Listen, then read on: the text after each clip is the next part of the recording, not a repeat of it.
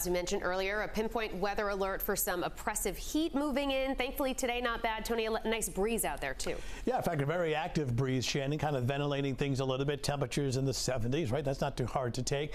And keep in mind that the alert is sort of an early heads up for some excessive heat and humidity that doesn't really kick in until Wednesday. It extends through Thursday and Friday. Now, tomorrow is a very warm, very humid day, but by far the worst of this heat is scheduled or starts by the middle of the week. A mix of clouds and sun in Providence right now, looking at temperatures that are in the 70s and kind of partly cloudy in New Bedford as well. Obviously, heat is not a concern right now. In fact, it'll be a comfortable evening, though the humidity will be on the rise. And then we're going to start to turn things up for the rest of the week. Now, rather than call tomorrow hot, we'll call it very warm and also very humid as well, with the warmest temperatures on Tuesday being across the northern part of the state, but then really heating up in that Wednesday, Thursday, Friday time frame. Inland temperatures getting into the 90s. The feel-like temperature when you combine the humidity, the heat index close to 100. Really not much in the way of rain this week. As we get towards the end of the week, Friday and on into the weekend, there'll be a few isolated showers and some thunderstorms. That's one of the byproducts of building heat and humidity. One way to kind of break the hot spell is with a round sometimes of some thunderstorms, and we'll see that in the 7-day forecast. Got some extra clouds sneaking in right now, but there's some partial sunshine as well. As mentioned, breezy and dry. Here's the wider view. Cold front, upper Midwest and the Great Lakes, and a warm front to our north and west.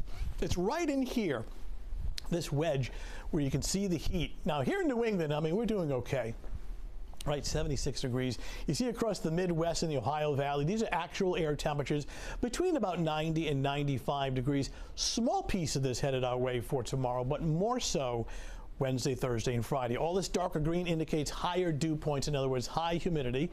So this dry air moving out as high humidity settles in, and the net result will be it's a combination of heat and humidity producing some heat indexes that are close to 100, a feel-like temperature.